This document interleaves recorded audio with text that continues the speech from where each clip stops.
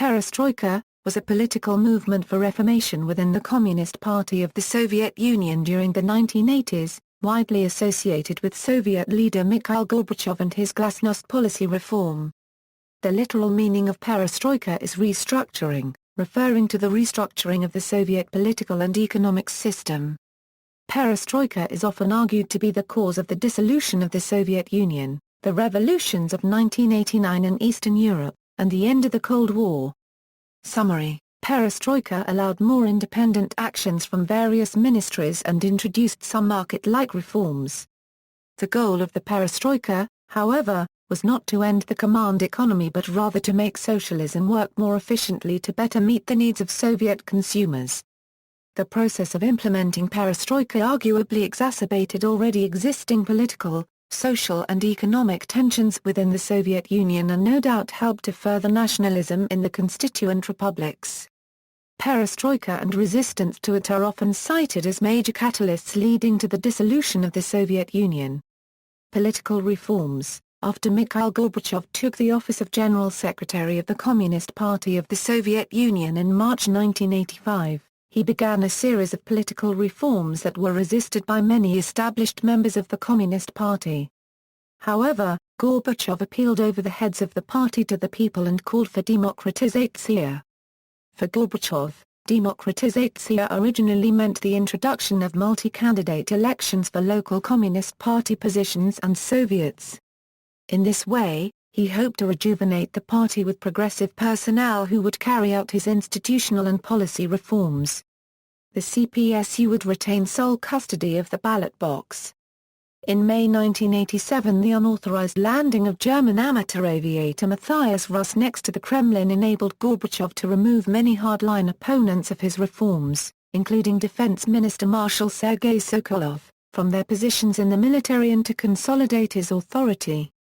Gorbachev increasingly found himself caught between criticism by conservatives who wanted to stop reform and liberals who wanted to accelerate it. Meanwhile, despite his intention to maintain a one-party system, the elements of a multi-party system were already crystallizing. Despite some setbacks, he continued his policy of democratization, and he enjoyed his worldwide perception as the reformer. In June 1988, at the CPSU's 19th Party Conference, the first held since 1941, Gorbachev and his supporters launched radical reforms meant to reduce party control of the government apparatus. He again called for multi-candidate elections for regional and local legislatures and party first secretaries and insisted on the separation of the government apparatus from party bodies at the regional level as well.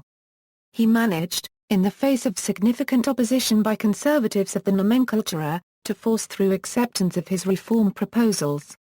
It would seem that the conference was a successful step in promoting party-directed change from above. At an unprecedented emergency Central Committee plenum called by Gorbachev in September 1988, 3 stalwart old guard members left the Politburo or lost positions of power. Andrei Gromyko retired from the Politburo. Yegor Ligachev was relieved of the ideology portfolio within the Politburo's secretariat, and Boris Pugo replaced Politburo member Mikhail Solomentsev as chairman of the powerful CPSU Party Control Committee. The Supreme Soviet of the Soviet Union then elected Gorbachev chairman of the Presidium of the Supreme Soviet, giving Gorbachev the attributes of power that previously Leonid Brezhnev had. These changes meant that the Secretariat, until that time solely responsible for the development and implementation of state policies, had lost much of its power. Meaningful changes also occurred in governmental structures. In December 1988, the Supreme Soviet approved formation of a Congress of People's Deputies, which constitutional amendments had established as the Soviet Union's new legislative body. The Supreme Soviet then dissolved itself. The amendments called for a smaller working body of 542 members, also called the Supreme Soviet, to be elected from the 2,250-member Congress of People's Deputies. To ensure a communist majority in the new parliament, Gorbachev reserved one-third of the seats for the CPSU and other public organizations. The March 1989 election of the Congress of People's Deputies marked the first time that voters of the Soviet Union ever chose the membership of a national legislative body. The results of the election stunned the ruling elite. Throughout the country, voters crossed off the ballot unopposed communist candidates, many of them prominent party officials, taking advantage of the nominal privilege of withholding approval of the listed candidates. However, the Congress of People's Deputies that emerged still contained 87% CPSU members because of the previous seat packing. Genuine reformists won only some 300 seats. The power began to shift in a positive direction for many, for they knew that they were going to be taken care of with a new swing of power. In May, the initial session of the Congress of People's Deputies electrified the country. For 2 weeks on live television, deputies from around the country railed against every scandal and shortcoming of the Soviet system that could be identified. Speakers spared neither Gorbachev, the KGB, nor the military. Nevertheless, a conservative majority maintained control of the Congress. Gorbachev was elected without opposition to the chairmanship of the new Supreme Soviet. Then the Congress of People's Deputies elected a large majority of old-style party apparatchiks to fill the membership of its new legislative body. Outspoken opposition leader Yeltsin obtained a seat in the Supreme Soviet only when another deputy relinquished his position. The first Congress of People's Deputies was the last moment of real control for Gorbachev over the political life of the Soviet Union. In the summer of 1989, the first opposition bloc in the Congress of People's Deputies formed under the name of the Interregional Group of Deputies. The members of this body included almost all of the liberal and Russian nationalist members of the opposition led by Boris Yeltsin. A primary issue for the opposition was the repeal of Article 6 of the Constitution, which prescribed the supremacy of the CPSU over all the institutions in society. Faced with opposition pressure for the repeal of Article 6 and needing allies against hardliners in the CPSU, Gorbachev obtained the repeal of Article 6 by the February 1990 Central Committee plenum. Later that month, before the Supreme Soviet, he proposed the creation of a new office of President of the Soviet Union, for himself to be elected by the Congress of People's Deputies rather than the popular elections. Accordingly, in March 1990 Gorbachev was elected for the third time in 18 months to a position of Soviet head of state. Former first deputy chairman of the Supreme Soviet Anatoly Lukianov became chairman of the Supreme Soviet, but for the first time in the history of the USSR this position was stripped of powers of the head of state. The Supreme Soviet became similar to Western parliaments. Its debates were televised daily. By the time of the 28th Party Congress in July 1990, the CPSU was regarded by liberals and nationalists of the constituent republics as anachronistic and unable to lead the country. The CPSU branches in many of the 15 Soviet republics began to split into large pro-sovereignty and pro-union factions, further weakening central party control. In a series of humiliations, the CPSU had been separated from the government and stripped of its leading role in society and its function in overseeing the national economy. However, the majority of its apparatchiks were successful in obtaining leading positions in the newly formed democratic institutions. For 70 years, the CPSU had been the cohesive force that kept the Union together. Without the authority of the party in the Soviet center, the nationalities of the constituent republics pulled harder than ever to break away from the Union. Economic reforms. In May 1985, Gorbachev gave a speech in Leningrad in which he admitted the slowing down of the economic development and inadequate living standards. This was the first time in Soviet history that a Soviet leader had done so. The program was furthered at the 27th Congress of the Communist Party and Gorbachev's report to the Congress, in which he spoke about Perestroika, uskorenie, human factor, Glasnost, and expansion of the Khozraïot. During the initial period of Mikhail Gorbachev's time in power, he talked about modifying central planning but did not make any truly fundamental changes. Gorbachev and his team of economic advisers then introduced more fundamental reforms, which became known as Perestroika. At the June 1987 plenary session of the Central Committee of the Communist Party of the Soviet Union, Gorbachev presented his basic theses, which laid the political foundation of economic reform for the remainder of the existence of the Soviet Union.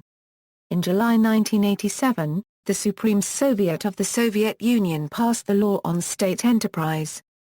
The law stipulated that state enterprises were free to determine output levels based on demand from consumers and other enterprises. Enterprises had to fulfill state orders, but they could dispose of the remaining output as they saw fit. However, at the same time the state still held control over the means of production for these enterprises, thus limiting their ability to enact full cost accountability. Enterprises bought input from suppliers at negotiated contract prices. Under the law, enterprises became self-financing. That is, they had to cover expenses through revenues. No longer was the government to rescue unprofitable enterprises that could face bankruptcy. Finally, the law shifted control over the enterprise operations from ministries to elected workers' collectives. Gosplan's responsibilities were to supply general guidelines and national investment priorities, not to formulate detailed production plans. The law on cooperatives, enacted in May 1988, was perhaps the most radical of the economic reforms during the early part of the Gorbachev era. For the first time since Vladimir Lenin's new economic policy, the law permitted private ownership of businesses in the services, manufacturing, and foreign trade sectors. The law initially imposed high taxes and employment restrictions, but it later revised these to avoid discouraging private sector activity. Under this provision, cooperative restaurants, shops, and manufacturers became part of the Soviet scene. Gorbachev brought perestroika to the Soviet Union's foreign economic sector with measures that Soviet economists considered bold at that time. His program virtually eliminated the monopoly that the Ministry of Foreign Trade had once held on most trade operations. It permitted the ministries of the various industrial and agricultural branches to conduct foreign trade in sectors under their responsibility rather than having to operate indirectly through the bureaucracy of trade ministry organizations. In addition, regional and local organizations and individual state enterprises were permitted to conduct foreign trade. This change was an attempt to redress a major imperfection in the Soviet foreign trade regime, the lack of contact between Soviet end users and suppliers and their foreign partners. The most significant of Gorbachev's reforms in the foreign economic sector allowed foreigners to invest in the Soviet Union in the form of joint ventures with Soviet ministries, state enterprises, and cooperatives. The original version of the Soviet joint venture law, which went into effect in June 1987, limited foreign shares of a Soviet venture to 49% and required that Soviet citizens occupy the positions of chairman and general manager. After potential Western partners complained, the government revised the regulations to allow majority foreign ownership and control. Under the terms of the joint venture law, the Soviet partner supplied labor, infrastructure, and a potentially large domestic market. The foreign partners supplied capital, technology, entrepreneurial expertise, and in many cases, products and services of world competitive quality. Gorbachev's economic changes did not do much to restart the country's sluggish economy in the late 1980s. The reforms decentralized things to some extent, although price controls remained, as did the ruble's inconvertibility and most government controls over the means of production. By 1990 the government had virtually lost control over economic conditions. Government spending increased sharply as an increasing number of unprofitable enterprises required state support and consumer price subsidies continued. Tax revenues declined because republic and local governments withheld tax revenues from the central government under the growing spirit of regional autonomy. The elimination of central control over production decisions, especially in the consumer goods sector, led to the breakdown in traditional supply-demand relationships without contributing to the formation of new ones. Thus, instead of streamlining the system, Gorbachev's decentralization caused new production bottlenecks.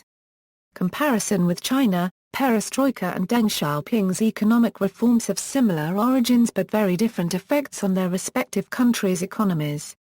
Both efforts occurred in large communist countries attempting to modernize their economies, but while China's GDP has grown consistently since the late 1980s, national GDP in the USSR and in many of its successor states fell precipitously throughout the 1990s. Gorbachev's reforms were gradualist and maintained many of the macroeconomic aspects of the command economy. reform was largely focused on industry and on cooperatives, and a limited role was given to the development of foreign investment and international trade. Factory managers were expected to meet state demands for goods, but to find their own funding. Perestroika reforms went far enough to create new bottlenecks in the Soviet economy but arguably did not go far enough to effectively streamline it. Chinese economic reform was, by contrast, a bottom-up attempt at reform, focusing on light industry and agriculture. Economic reforms were fostered through the development of special economic zones, designed for export and to attract foreign investment, municipally managed township and village enterprises and a dual pricing system leading to the steady phasing out of state-dictated prices. Greater latitude was given to managers of state-owned factories, while capital was made available to them through a reformed banking system and through fiscal policies. Perestroika was expected to lead to results such as market pricing and privately sold produce, but the Union dissolved before advanced stages were reached. Another fundamental difference is that where perestroika was accompanied by greater political freedoms under Gorbachev's Glasnost policies, Chinese economic reform has been accompanied by continued authoritarian rule and a suppression of political dissidents, most notably at Tiananmen Square. Gorbachev acknowledges this difference but has always maintained that it was unavoidable and that perestroika would have been doomed to defeat and revanchism by the nomenclature without Glasnost, because conditions in the Soviet Union were not identical to those in China. Gorbachev had lived through the era in which the attempted reforms by Khrushchev, limited as they were rolled back under Brezhnev and other pro-totalitarian conservatives, and he could clearly see that the same could happen again without Glasnost to allow broad oppositional pressure against the nomenclature. Gorbachev cited a line from a 1986 newspaper article that he felt encapsulated this reality: "The apparatus broke Khrushchev's neck and the same thing will happen now." Another difference is that Soviet Union faced strong secession threats from their ethnic regions and a primacy challenge by the RSFS. Gorbachev's extension of regional autonomy removed the suppression from existing ethnic regional tension, while Deng's reforms did not alter the tight grip of the central government on any autonomous regions. The Soviet Union's dual nature, part supranational union of republics and part unitary state, played a part in the difficulty of controlling the pace of restructuring, especially once the new Russian Communist Party was formed and posed a challenge to the primacy of the CPSU.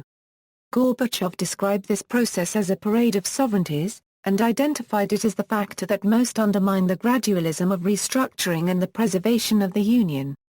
This caused a situation in the USSR whose closest analogue would be if English sovereignty undermined that of the United Kingdom at a time when the entire UK society and economy was under significant stress and reform, or if North China had a party and state emerge as a challenge to the CCP and PRC during Deng's reforms.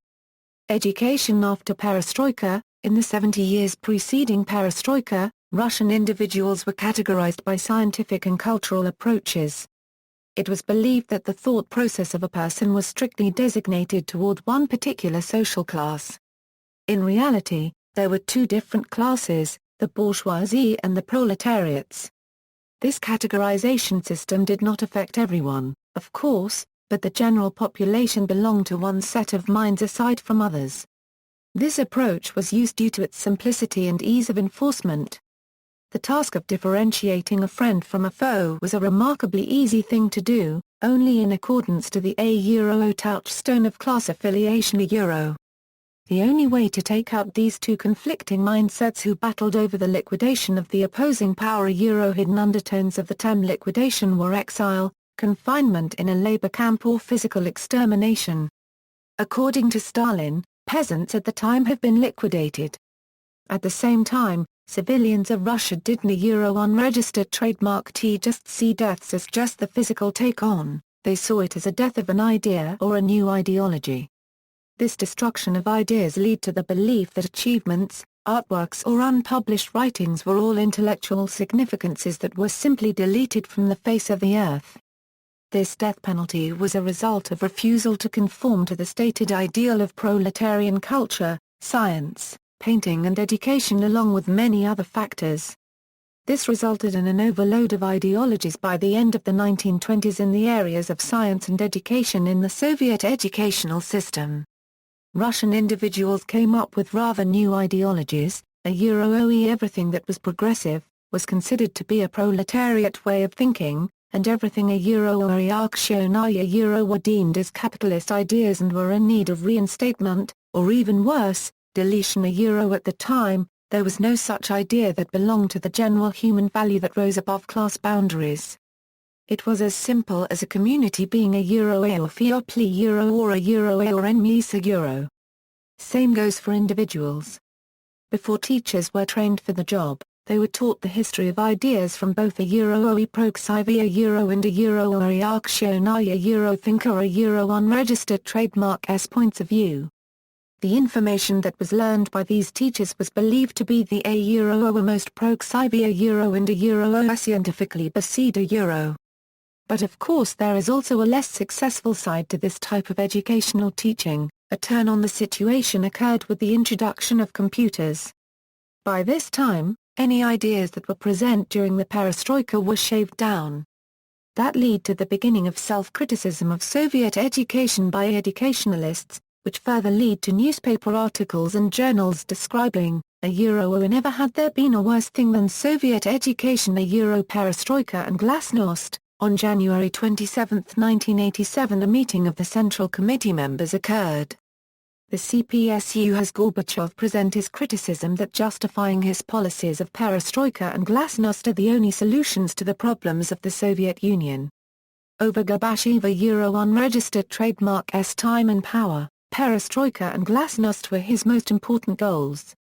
Economic, social, and political aspects of the Soviet Union have been partly implemented due to these two elements, which heighten his seriousness of pushing towards his current objective. Also, Gorbachev unregistered trademark's vigorous campaign for perestroika and glasnost motivated him to move from Moscow to Vladivostok in order to propose his revolutionary changes in the Soviet society.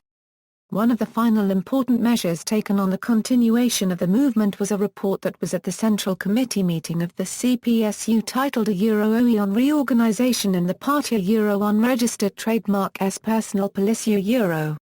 This report was in such high demand in Prague and Berlin that many people could not get a copy. One effect was the sudden demand for Russian dictionaries in order to understand the content of Gorbachev unregistered trademark's report. Women's activism in Russia during perestroika. Women in the USSR were considerably knowledgeable and skilled.